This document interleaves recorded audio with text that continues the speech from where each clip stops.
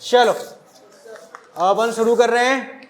तो अपन ने पिछले लेक्चर तक क्या पढ़ लिया था, सारे एटॉमिक मॉडल पढ़ लिए थे, ठीक है, उनमें कोई दिक्कत तो नहीं है किसी को। चलो तो अब अपन आगे क्या देखेंगे, वैलेंसी, ठीक है।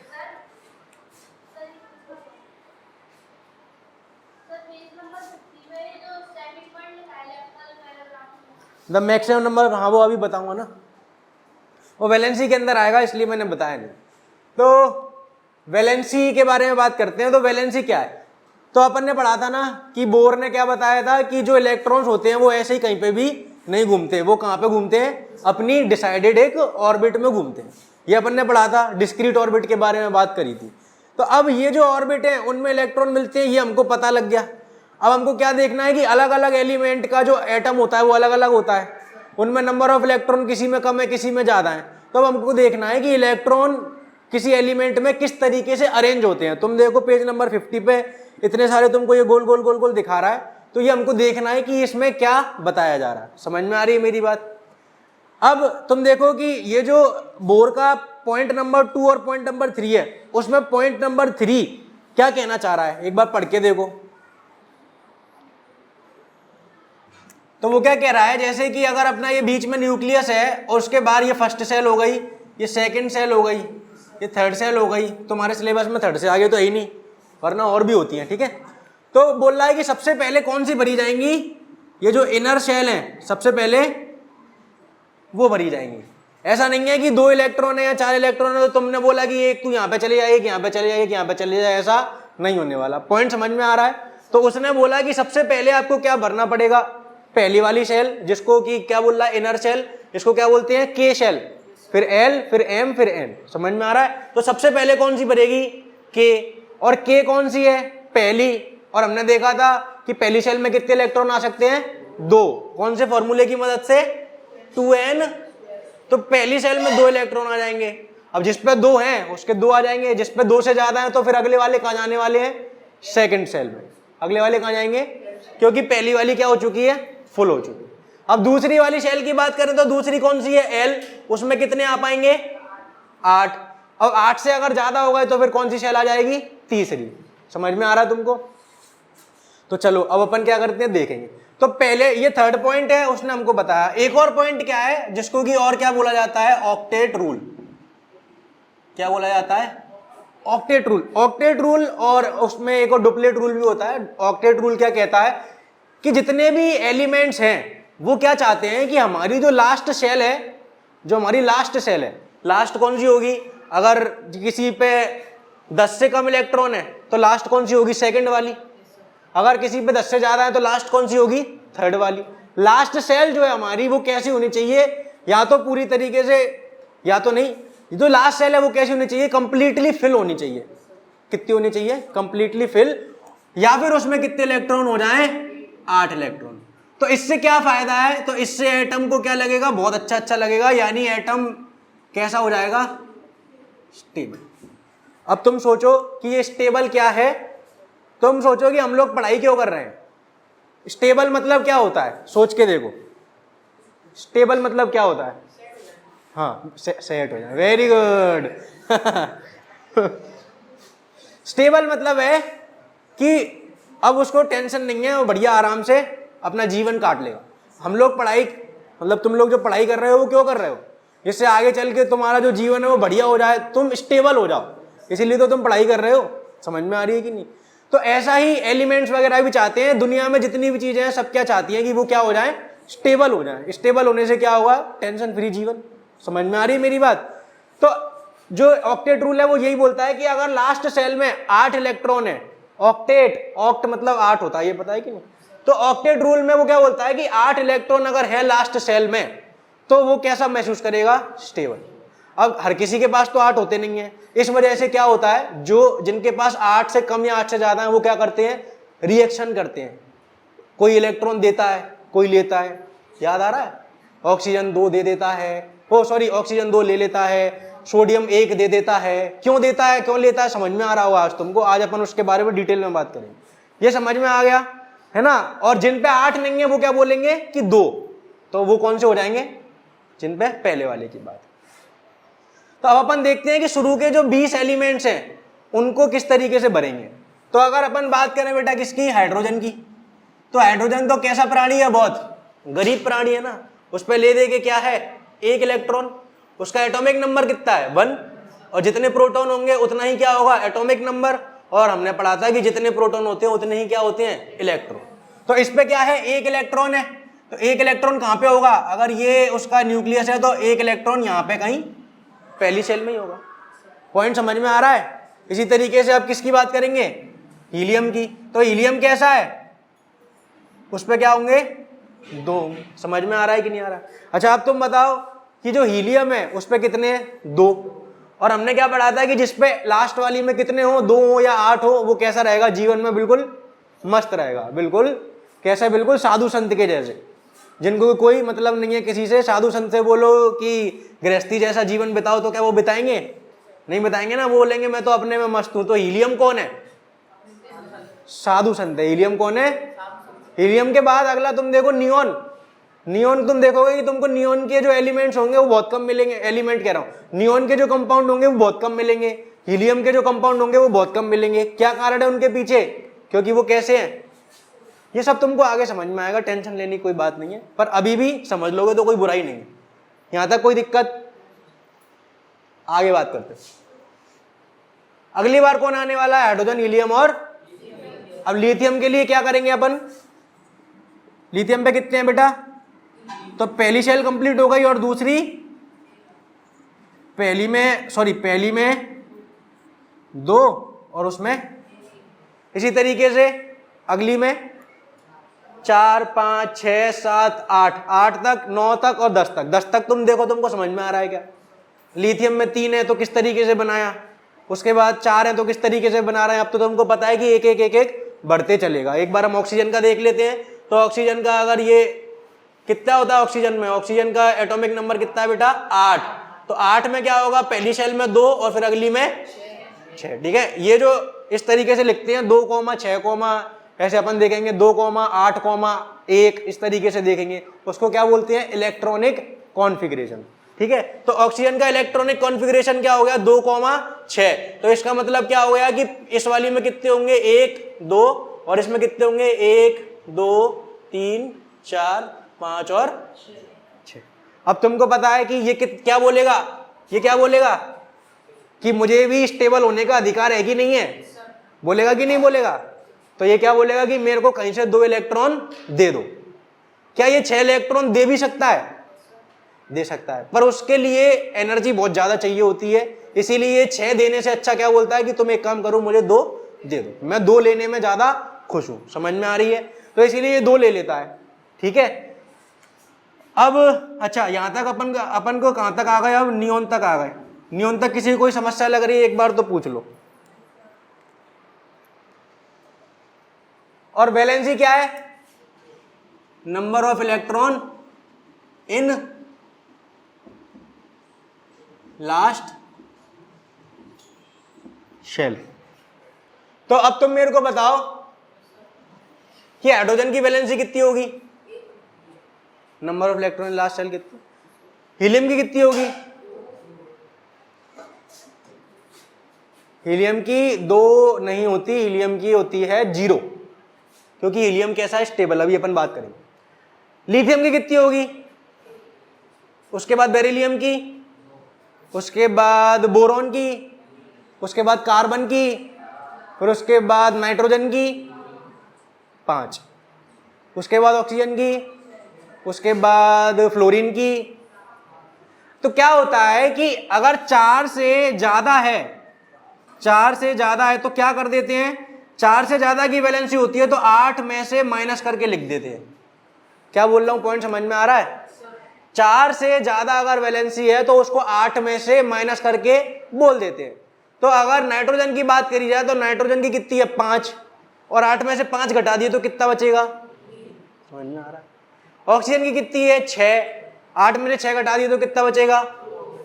इसीलिए ऑक्सीजन की वैलेंसी कितनी है, नाइट्रोजन की कितनी है, फ्लोरीन की कितनी है। पॉइंट समझ में आ रहा है, एक बार फिर से देख लो।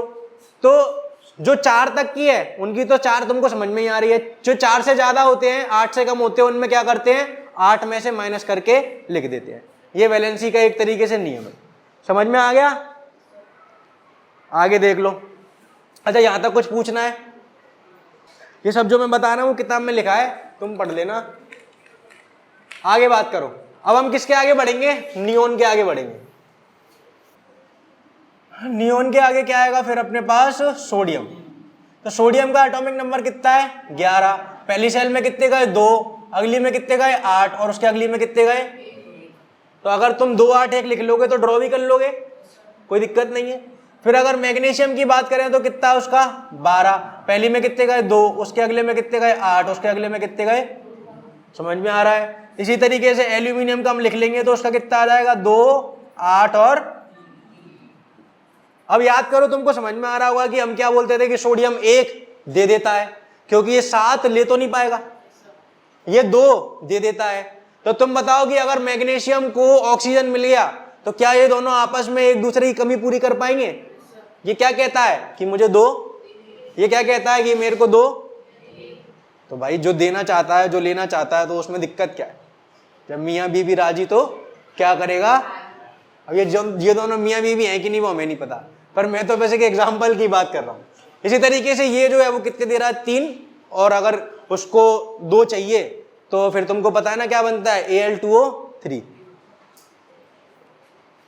अच्छा, एक पॉइंट है इंपॉर्टेंट, अगर तुम कार्बन की बात करो तो कार्बन का कितना होता है बेटा, बताना जरा? 6। और उसको कैसे करेंगे? 2, अब ये जो कार्बन है वो कहीं ना कहीं तुमको लग नहीं रहा कि बीच में फंस रहा है? बीच में फंस रहा है मतलब 4 ले भी सकता है और 4, समझ में आ रहा है कि नहीं आ रहा? अब कार्बन का केस जो होता है वो बहुत स्पेशल होता है। स्पेशल में क्या स्पेशल होता है कि देखो, जो मैं तुमको बता रहा हूं ना कि 1 इलेक्ट्रॉन दे दिया कि 1 ले लिया, उन सब में क्या होता है? एनर्जी की रिक्वायरमेंट होती है। मतलब जितनी भी चीजें दुनिया में चल रही हैं वो किसके बेसिस पे चल रही हैं? एनर्जी के बेसिस पे चल रही हैं। अब अपन किसी को इलेक्ट्रॉन दे रहे हैं या किसी में से निकाल रहे हैं, किसी में से अगर इलेक्ट्रॉन निकालते हैं तो एनर्जी की जरूरत पड़ती है, किसी को दे रहे हैं तब भी एनर्जी की जरूरत पड़ती है। समझ में आ रही है? और जिसमें एनर्जी ज्यादा लगे वो काम करना मुश्किल होता है। बात सही है कि गलत है? तो क्या होता है बेटा कि तुम देखो, इसको 1 इलेक्ट्रॉन निकालना है, कम एनर्जी की दिक्कत है तो ये आराम से निकाल दे। अब 1 से बाद एक और निकालना है 2, तो इसमें क्या है? 2 इलेक्ट्रॉन निकालने में कोई दिक्कत नहीं है। ये क्या खेल है? एक सेकंड थोड़ा डिटेल में बता देता हूं जिससे तुमको आगे फायदा होगा। अगर मैं इसकी बात करूं बेटा तो ये क्या है? 2, 8, 1, तो यहाँ पे 2 इलेक्ट्रॉन, यहाँ पे 8। ये थोड़ा डिटेल में बता रहा हूं जिससे तुमको आगे फायदा होगा। 1, 2, 3, 4, 5, 6, 7, 8, और यहाँ पे कितना है? एक बात बताओ, यहाँ पे कितने इलेक्ट्रॉन हो गए टोटल? 11 इलेक्ट्रॉन है, और प्रोटॉन कितने हैं? और हमको पता है कि जो प्रोटॉन होंगे वो इलेक्ट्रॉन को क्या करेंगे? अट्रैक्ट करेंगे। क्या ये बात सबको समझ में आती है? अब इसने 1 इलेक्ट्रॉन दे दिया तो कितने इलेक्ट्रॉन बच गए अब इसके पास? तो प्रोटॉन का जो असर है वो कैसा हो जाएगा? भारी हो जाएगा। बोलो आया ना? ठीक है। अब अगर इसकी बात करें, इसकी, तो इसने कितने दे दिए? 2। तो इसके केस में क्या होगा बेटा? 12 इलेक्ट्रॉन थे और 12 क्या थे? पर अब कितने बचे? तो इसके केस में तुम देख रहे हो कि एनर्जी और ज्यादा लगेगी, क्योंकि अब अगला इलेक्ट्रॉन निकालने के लिए अपन को और ज्यादा खींचना पड़ेगा। ये थोड़ा डिटेल है, कोई बात नहीं है, नहीं भी समझ में आए तो, पर जिसको समझ में आ रहा है वो ध्यान देना। इसमें तुम देखो 1 इलेक्ट्रॉन खींचा, ठीक है, और एक के बाद दूसरा खींचेंगे तो प्रोटॉन जो है वो भारी हो जाएंगे, बोलेंगे कि अब हमारा फोर्स ऑफ अट्रैक्शन ज्यादा है। अब अगर तुमको निकालना है तो तुमको एनर्जी और ज्यादा देनी पड़ेगी। यहां पे तुम बोलोगे कि और ज्यादा देनी पड़ेगी। फिर अगले केस में तुम देखो किसके में? एल्यूमिनियम के में। क्या बोलोगे कि 13 इलेक्ट्रॉन है शुरू में, 13 प्रोटॉन है, 3 इलेक्ट्रॉन दे दिए तो कितने इलेक्ट्रॉन बच गए? मात्र। और तुम देखो कि यहाँ पे इनके बीच में जो फोर्स आएगा वो कितना तगड़ा होगा। तो अब इसमें से एक और निकालना और मुश्किल है। बात समझ में आ रही है मेरी? तो तुम सोचो कि जब 14 इलेक्ट्रॉन 14 प्रोटॉन और 10 इलेक्ट्रॉन होंगे उस समय क्या हालत होगी? उस समय क्या हालत होगी? तो ऐसा करना बहुत मुश्किल होता है। इसीलिए जो कार्बन होता है वो इलेक्ट्रॉन ट्रांसफर ही नहीं करता है। क्या नहीं करता है? इलेक्ट्रॉन। तो वो क्या करता है? इलेक्ट्रॉन। तुम देखो पिछले चैप्टर में अपन ने जितने भी कंपाउंड पढ़े थे उसमें तुमको कार्बन दिख रहा था कहीं पे? CO2 का कोवेलेंट बॉन्ड बनाता है, CO2 तुम आगे देखोगे तो वो आयोनिक बॉन्ड नहीं होता। आयोनिक मतलब कि जिसमें इलेक्ट्रॉन का ट्रांसफर हो, और ये क्या है? शेयरिंग। तो क्लास 10 के चैप्टर 4 का नाम क्या है पता है तुमको साइंस में? कार्बन एंड इट्स कंपाउंड, जिसमें हम यही सब बात इसी को पूरा डिटेल में पढ़ने वाले हैं, इसी लाइन को, इसी लॉजिक को पूरा डिटेल में पढ़ने वाले हैं। और मैंने तुमको बताया था कि केमिस्ट्री 3 पार्ट में होती है, ऑर्गेनिक, इनऑर्गेनिक और फिजिकल। तो जो ऑर्गेनिक केमिस्ट्री है वो पूरी इसी लाइन पे डिपेंड है कि जो कार्बन है ना वो ट्रांसफर की जगह क्या कर रहा है?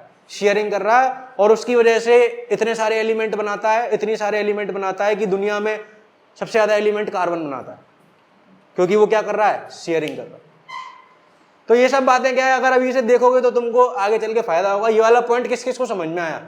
इलेक्ट्रॉन का और प्रोटॉन का जो फोर्स ऑफ अट्रैक्शन है, ठीक है, वो इसको 11th क्लास में और ज्यादा डिटेल में बताएंगे, ठीक है। तो तुम देख लो, इस तरीके से तुम 18 तक के बना सकते हो क्या? तो इलेक्ट्रॉनिक कॉन्फ़िगरेशन लिख लोगे, पढ़ लो इसको। कार्बन के साथ सबसे ज्यादा मात्रा में होता है, सिलिकॉन के साथ भी होता है, पर सिलिकॉन के साथ क्या होता है कि सिलिकॉन के पास कार्बन जितनी ट्रांसफर करने की एबिलिटीज नहीं होती, इसको कैटिनेशन पावर बोलते हैं, वो अगले साल तुम पढ़ोगे, ठीक है। कार्बन ही एक तरीके से तुम समझ लो कि ऑर्गेनिक केमिस्ट्री का बादशाह है बिल्कुल। सिलिकॉन भी शेयरिंग करता है, पर उसके नंबर ऑफ कंपाउंड्स जो पाए जाते हैं ना वो कम पाए जाते हैं, इसीलिए सिलिकॉन की ज्यादा बातें नहीं होती। जो कार्बन है उसके इतने सारे कंपाउंड हैं कि पूरी ऑर्गेनिक केमिस्ट्री पढ़ाई जा रही है उसके ऊपर, तो इसीलिए कार्बन की बात होती है। तो अब अगर तुमको एटॉमिक नंबर से एलिमेंट याद है तो तुमको अब वैलेंसी निकालने में कोई दिक्कत नहीं आएगी। जो अपन ने पिछले चैप्टर में रटा था, क्या रटा था कि सोडियम की 1 होती है, मैग्नीशियम की 2 होती है, ये अपन ने पिछले चैप्टर में रटा था कि नहीं रटा था? तो अब तुमको वो समझ में आ रहा होगा कि क्यों रटाते थे, जिससे कि तुमको कंपाउंड बनाने में दिक्कत नहीं आए। और अब तुमको लॉजिक भी समझ में आ गया कि 2 अगर होती है तो वो 2 क्या होता है, अब समझ में आ रहा होगा। तो इसीलिए क्या है कि वैलेंसी याद रखना इंपॉर्टेंट होता है। 40 छोड़ो, 40 तो तुम्हारे 11th क्लास में तुमको पढ़ाएंगे। 13 पॉइंट जो मुझे पता है तू क्या कह रहा है, तो 40 की जगह तू बात कर 19 और 20 की, जो कि है पोटेशियम और कैल्शियम। तो मैंने क्या बताया, पोटेशियम की अगर बात करें तो वो क्या है 19 और कैल्शियम क्या है 20। अब इनमें क्या होता है, तो अभी अभी अपन ने बात करी थी कि ये जो पूरा का पूरा खेल है वो किसका है? एनर्जी का खेल है। तो इलेक्ट्रॉन किस शेल में जा रहा है वो भी किस पर डिपेंड करेगा? एनर्जी पर डिपेंड करेगा। तो क्या होता है, अब ये तुमको ज्यादा डिटेल में कब पढ़ाएंगे? क्लास 11th में पढ़ाएंगे, जिसमें कि एक एक इलेक्ट्रॉन के बारे में पढ़ाया जाता है कि कहाँ पे कैसे है।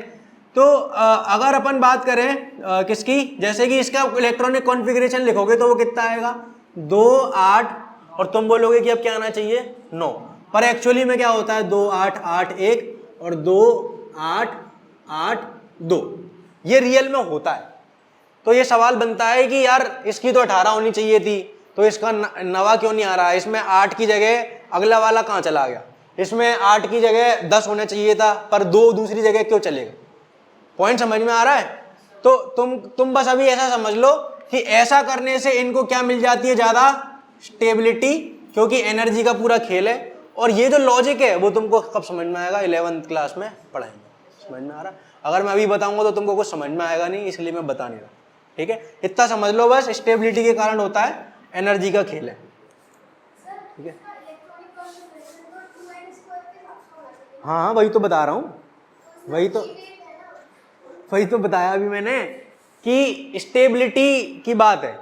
स्टेबिलिटी इसमें 2 8 8 1 में ज्यादा मिलती है और ऐसा ही पाया जा रहा है। इसके पीछे लॉजिक क्या है वो 11th में समझोगे, पर एक्चुअली में ऐसा होता है, ठीक है।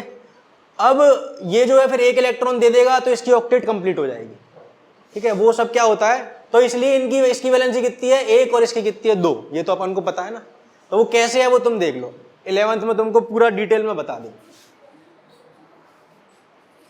बहुत पढ़ाते हैं ये सब आगे चल के, मतलब 1s1 1s2, अभी ये एस क्या है, मतलब बहुत ज्यादा इनऑर्गेनिक केमिस्ट्री में आएगा ये सब।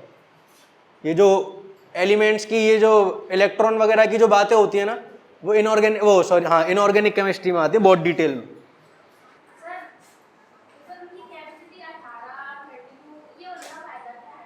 ये होने का फायदा ये है कि बेटा 20 एलिमेंट के आगे भी तो एलिमेंट होते हैं। कितने एलिमेंट है जो जिन पे 100 से ज्यादा इलेक्ट्रॉन है, तो तुम आगे चल के पढ़ोगे कि वो 100 वाले कैसे अरेंज होते हैं, 50 वाले कैसे अरेंज होते हैं।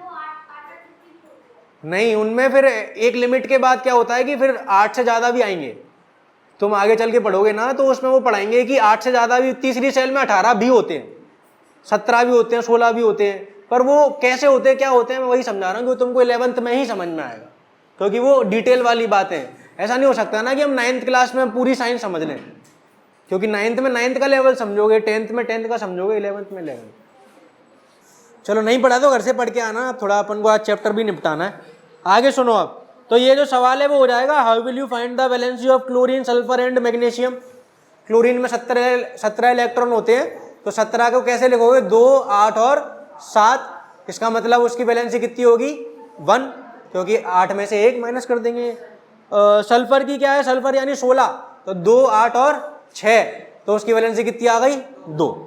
और मैग्नीशियम 2, 8 और 2 यानी कि 12, तो उसकी कितनी हो गई, 2।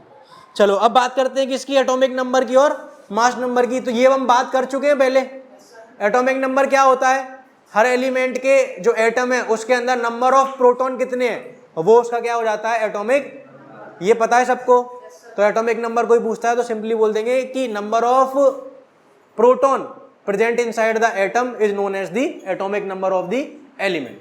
तो अगर कार्बन का 6 अगर एटॉमिक नंबर है, इसका मतलब उस पर कितने प्रोटॉन है। समझ में आ रहा है कि नहीं आ रहा है, इसमें कोई दिक्कत की बात है। उसके बाद एटॉमिक नंबर के बाद क्या आ गया, मास नंबर। तो मास नंबर में याद करो, हमने पढ़ ही लिया था कि जो न्यूक्लियस के अंदर मैटर पाया जा रहा है, न्यूक्लियस के अंदर कौन कौन है, प्रोटॉन और, तो असली में जो मास है वो किसकी वजह से आ रहा है, प्रोटॉन और न्यूट्रॉन की वजह से। हमने देखा था कि इलेक्ट्रॉन जो है वो प्रोटॉन और न्यूट्रॉन के सामने कैसा है, बिल्कुल तुच्छ। कैसा है, तुच्छ है बिल्कुल। समझ में आ रहा है कि नहीं, तुच्छ है कि नहीं है।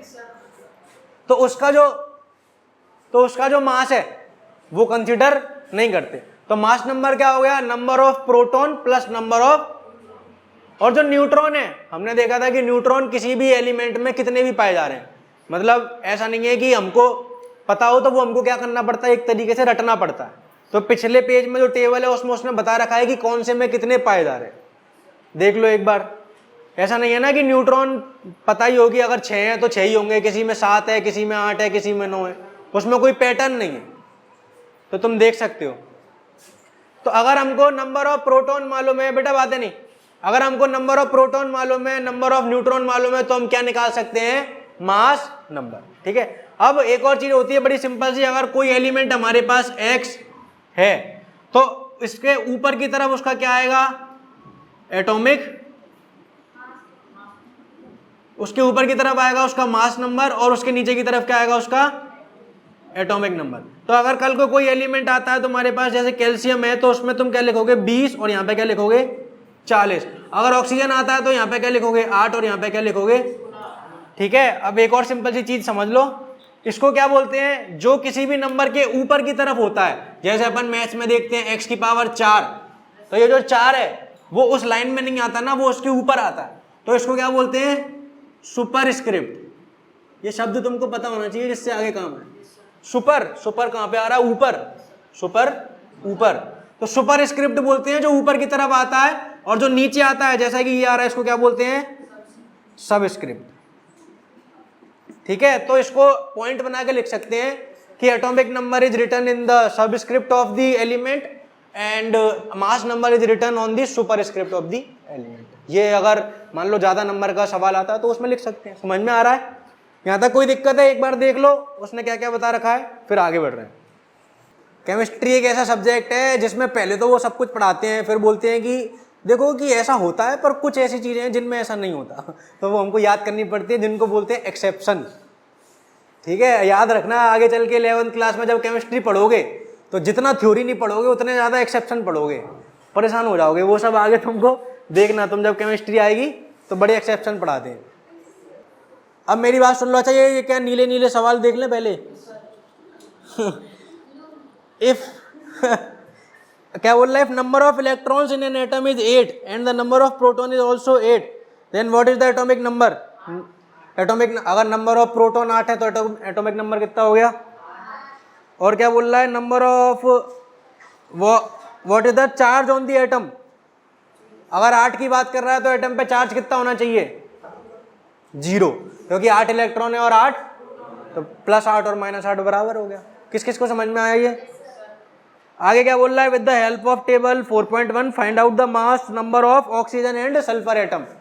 तो हमको पता है 8 इलेक्ट्रॉन, वो 8 प्रोटॉन है और 8 न्यूट्रॉन है, तो ऑक्सीजन का कितना हो गया? 16, और सल्फर का कितना हो गया? 32, क्योंकि उसमें के दोनों कितने हैं? 16 और 16। ठीक है, चलो यहां तक तो कोई दिक्कत नहीं। अब आगे बात करते हैं, इधर देखो। अब अपन को क्या पढ़ना है? आइसोटोप। और तो याद करो, मैंने तुमको एक दिन बताया था कि ये जो आइसो शब्द है इसका मतलब क्या होता है? पता है कि नहीं पता? आइसो शब्द और कहीं देखा है तुमने? आइसोसेलेस ट्राइंगल, आइसोलेटरल, ये सब भी आते हैं, समझ में आया? तो यहाँ पे सबसे पहले तो हमको पता होना चाहिए कि ये जो आइसो है इसका क्या मतलब है? इक्वल। क्या मतलब है?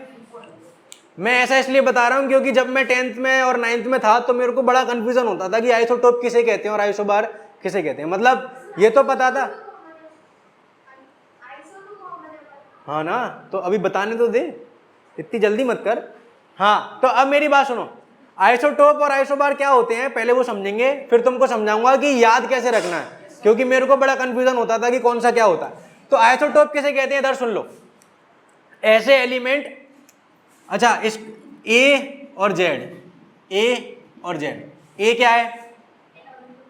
एटॉमिक मास, और जेड क्या है? तो ऐसे एलिमेंट जिनका एटॉमिक नंबर सेम हो और ए कैसा हो? डिफरेंट, उनको क्या बोलते हैं?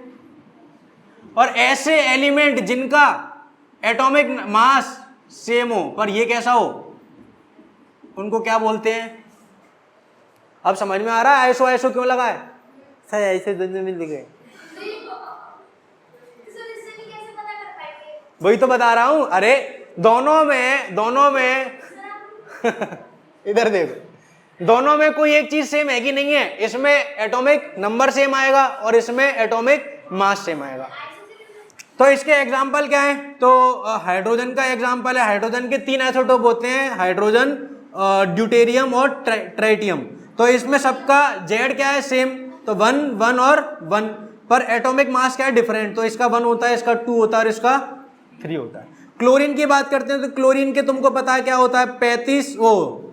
17 और 17, पर ये कितना आएगा? एक का 35 और एक का 37। ये इसको अभी अपन आगे और पढ़ने वाले हैं। अगर अपन कार्बन की बात करें तो कार्बन का कितना होता है? 6, कार्बन का कितना होता है? 6, ये कितना है? 14 वाला, और ये कितना है? तो तुम देखो कि ऐसे एलिमेंट, ऐसे एटम जिनका एटॉमिक नंबर सेम है और एटॉमिक मास अलग अलग है, उनको क्या बोला जाता है? आइसोटोप। समझ में आ रहा है? अभी पहले समझ लो किसको क्या कहते हैं, फिर मैं थोड़ा और क्लियर करूं।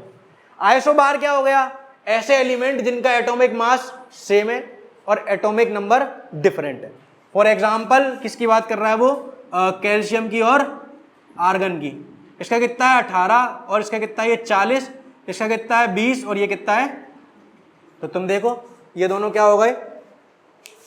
ये दोनों क्या हो गए? आइसोबार। समझ में आ रहा है?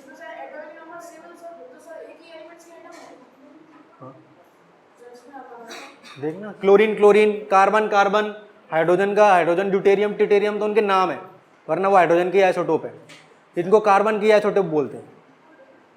ये देखो एक बार क्या हो रहा है, ये आइसोटोप किसे कह रहे हैं? आइसोबार किसे कह रहे हैं? डेफिनेशन में इसी को अपन इंग्लिश में लिख देंगे। समझ में आ रहा है? एक बार देख लो जरा, फिर मैं थोड़ी सी और बातें बता रहा हूँ। हाइड्रोजन इस वाले के पास, इनके पास तो है ना, ये आइसोटोप है ना। अगर जब हम बात करते हैं कि हम हाइड्रोजन की बात कर रहे हैं तो हम हाइड्रोजन की कौन से वाले की बात करते हैं? अगर तुमको इनकी बात करनी है तो तुमको इस्तेमाल करना पड़ेगा आइसोटोप ऑफ हाइड्रोजन। अगर तुम क्लोरीन नॉर्मली बोलोगे तो आदमी इसको समझेगा, पर अगर तुम बात करना चाहते हो इस वाले की तो तुमको बोलना पड़ेगा आइसोटोप ऑफ क्लोरीन। अगर तुम कार्बन इसकी बात करते हो तो नॉर्मल किसकी बात करते हैं? हमेशा इसकी करते हैं। पर अगर तुम इसकी बात करना चाहते हो तो बोलना पड़ेगा आइसोटोप ऑफ कार्बन। तो नॉर्मली तो हम इनकी बात करते हैं ना हमेशा। अब इसने एक पॉइंट बोला है कि आइसोटोप जो होते हैं उनकी केमिकल प्रॉपर्टीज सेम होती है और फिजिकल प्रॉपर्टीज अलग अलग। सबसे पहले तो तुमको पता होना चाहिए कि केमिकल प्रॉपर्टीज होती क्या है और फिजिकल प्रॉपर्टीज होती क्या है। तो हमने बात कर रखी है इसके बारे में, फिजिकल कौन सी होती है वो पता है सबको। तो तुम बताओ कि जो फिजिकल प्रॉपर्टीज हैं वो किसकी वजह से आएंगी, उसके मास की वजह से, है या ना। तो उनका जो, एक सेकंड रुको, सॉरी, जो फिजिकल प्रॉपर्टी, जो केमिकल प्रॉपर्टी, जितनी भी केमिस्ट्री में हम चीजें पढ़ते हैं केमिकल प्रॉपर्टीज, वो किसकी वजह से आ रही हैं, कौन कैसी रिएक्शन कर रहा है और रिएक्शन किसके बेसिस पे हो रही है, नंबर ऑफ इलेक्ट्रॉन, इलेक्ट्रॉन के इधर उधर होने से ही तो होती है। अब तुम देखो कि इनमें क्या बढ़ रहा है, सिर्फ और सिर्फ न्यूट्रॉन, और न्यूट्रॉन तुमको पता है कि कैसा होता है, न्यूट्रल होता है। तो न्यूट्रॉन सिर्फ क्या करेगा, उनका वेट ही तो बढ़ाएगा। तो इनकी फिजिकल प्रॉपर्टीज कैसी हो जाएंगी, अलग अलग। पर जो इलेक्ट्रॉन है वो कैसे है, सब में सेम है, इसीलिए उनकी केमिकल प्रॉपर्टीज कैसी होंगी, सेम। समझ में आ रहा है मैं क्या बोल रहा हूं। फिजिकल प्रॉपर्टीज अलग अलग क्यों है, क्योंकि सबका वजन ही अलग है। ऐड कौन हुआ, न्यूट्रॉन, जिसकी वजह से कुछ भी होने नहीं वाला, क्योंकि वो कैसा होता है, नो चार्ज वाला। समझ में आ रहा है। इसीलिए क्या बोलते हैं कि इनकी फिजिकल प्रॉपर्टीज कैसी हैं, अलग अलग है, और केमिकल प्रॉपर्टीज कैसी हैं, सेम है। तुमको पता है ना, आर्गन, तो जो आर्गन की अगर बात करें तो आर्गन 18, 2, 8 और 8, मतलब ये कौन है भाई साहब, संत आदमी। और ये कौन है, समझ रहे हो ना, ये तो लेन देन करता है ना, ये नहीं करेगा। तो तुम देख रहे हो कि केमिकल प्रॉपर्टीज अलग अलग हो गई। हाँ, अब मेरी बात सुनो। तो आइसोटोप क्या है एक तरीके से, अब इसको याद कैसे रखना वो सुन लो। अच्छा, किसी और ने भी कुछ पूछा था, हाँ, वो एवरेज वेट वाला, वो अभी मैं बता रहा हूँ। अब आइसोटोप क्या है, इसको याद कैसे रखना है, और आइसोबार क्या है। तुम देख रहे हो ना कि कंफ्यूजन हो सकता है कि नहीं, किसका क्या सेम है, हमें याद ही नहीं रहता, मुझे भी नहीं रहता था। इधर देखो, आइसोबार, आइसोबार में क्या आ गया, सेम बार। बार कहाँ पे मिलता है, जिम में, जो उठाते हैं ना उसको क्या बोलते हैं, बार। हाँ, जिम में जो बड़ी सी रॉड होती है ना उसको इंग्लिश में क्या बोलते हैं, बार। बार तो बेटा उसको भी कहते हैं, दारू मिलती है ना। पर मैं थोड़ा जिम वाली बात करूं। तो आइसो बार क्या हो गया कि सेम बार, और बार से तुमको क्या याद आना चाहिए, जिम वाली जो रॉड होती है वो कैसी होती है, भारी होती है। तो सेम बार यानी कि सेम वजन, इसीलिए कौन हो गए वो, आइसो बार। सेम वजन यानी कि ये याद हो जाएगा। अब अगर आइसो बार याद है तो आइसोटोप तो याद हो जाएगा, कोई दिक्कत है। तो आइसो बार क्या है, सेम वजन, और आइसोटोप क्या है, सेम एटॉमिक नंबर। हाँ, अब आगे बात करते हैं। तो तुम देखो, पिछले चैप्टर में अपन ने देखा था कि क्लोरीन का जो एटॉमिक मास है वो कितना है, 35.5, याद है। क्लोरीन का जो एटॉमिक मास है वो कितना है, अब वो कैसे आता है वो देखेंगे, ठीक है। अच्छा, ये बताओ, मीन लेना किस किस को आता है मैथ्स में, मीन एवरेज आता है ना। तो अब मेरी बात सुनो, आगे चल के ऐसे बहुत सवाल आते हैं, और ये जो अब मैं तुमको बताने वाला हूं वो बहुत इंपॉर्टेंट है, इसको जरा ढंग से समझ लेना, क्योंकि आगे चल के भी 11th क्लास में भी तुमको सेम सवाल बार बार मिलेगा। तो इसमें क्या करते हैं वो देख लो। अब जो क्लोरीन का एटॉमिक मास होता है ना बेटा, वो कितना होता है, 35.5। अब ये एक्चुअली में 35.5 का क्या मतलब है, हमको पता है कि जो एटॉमिक मास है वो number of proton plus number of neutron से आता है। तो 35.5 का क्या मतलब, आधा न्यूट्रॉन थोड़ी ना कहीं पे होगा, या आधा प्रोटॉन थोड़ी ना कहीं पे होगा। तो इसका क्या चक्कर है, तो तुम देख, हमने अभी पढ़ा था कि क्लोरीन के हमारे को क्या मिलती हैं, 2 आइसोटोप, एक तो क्लोरीन का 35 वाला और एक क्लोरीन का 37 वाला, और दोनों का 17 तो होता ही है। अब बेटा क्या है, जब भी क्लोरीन मिलता है तो अगर जैसे कहीं पे क्लोरीन के 4 एटम मिले, कहीं पे क्लोरीन के 4 एटम मिले, तो उसमें हमेशा ऐसा होता है कि 3 एटम कौन से होते हैं, 17 वाले, वो 35 वाले, और एक एटम कौन सा होता है हमेशा, 37 वाला। समझ में आ रहा तुमको, ये क्या है, ये क्या है, ऐसा फिक्स है, ऐसा होता ही होता है, हमेशा ऐसा ही होगा कि 4 एटम मिल रहे हैं तो 4 में से 3 कौन से होंगे, 35 वाले, और एक कौन सा होगा, 37 वाला। समझ में आ रहा है कि नहीं आ रहा।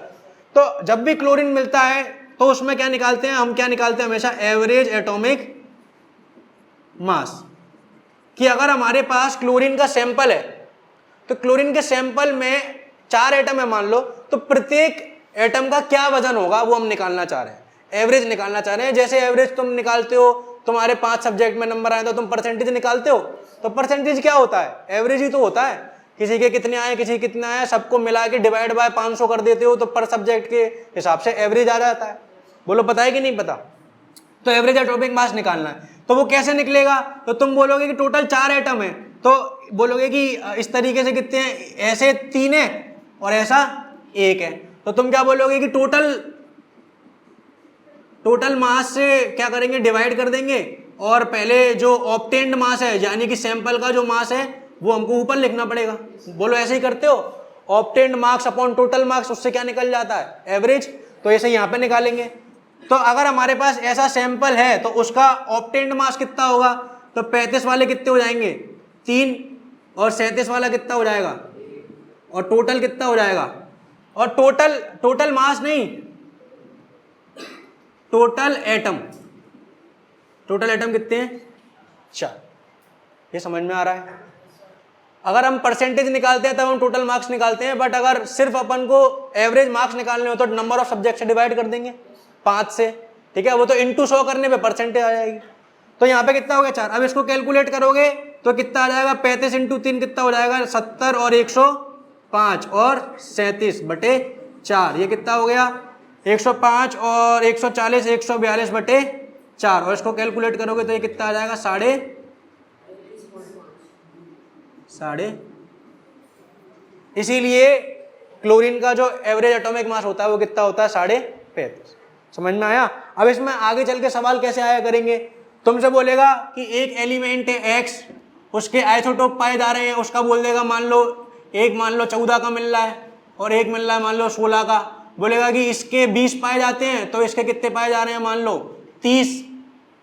अगर 50 का सैंपल है, इसके 20 पाए जा रहे हैं, इसके 30 पाए जा रहे हैं, तो बताओ एवरेज एटॉमिक मास कितना होगा, तो तुम निकालो, सिंपल है, निकालो।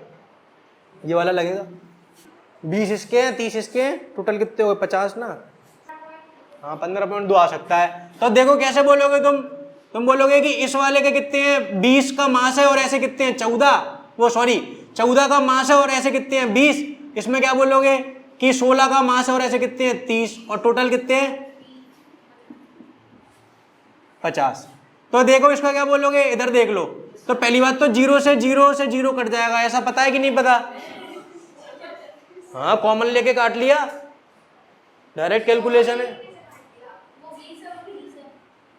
बेटा। इसमें से 10 कॉमन ले, इसमें से 10 कॉमन ले, तो बाहर 10 आ जाएगा और वो नीचे वाले से कट जाएगा। यहाँ पे कितना बचेगा, 2, यहाँ पे कितना बचेगा, 3, और मत लगाओ आर डी शर्मा कभी भी। ये कितना हो गया, 14 दूनी 28, और ये कितना हो गया, 16 3 48/5। अब ये कितना हो गया, 20 और 40 60, 60 और 16 76/5, 1 और 3 पॉइंट है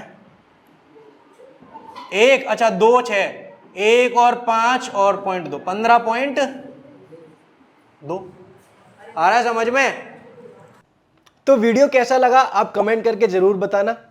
अगर आपको वीडियो से कुछ सीखने मिला है और आपको वीडियो पसंद आया है तो आप वीडियो को लाइक कर दीजिए, और इसी तरीके के वीडियोस देखने के लिए चैनल को सब्सक्राइब कर दीजिए। अगर आप कुछ बात करना चाहते हैं या फिर आपके कोई डाउट है तो आप मुझे इंस्टाग्राम पर फॉलो कर सकते हैं, लिंक डिस्क्रिप्शन में आ रही होगी। तो आज के वीडियो के लिए इतना ही, अब हम मिलेंगे अगले वीडियो में, जब तक के लिए बाय बाय।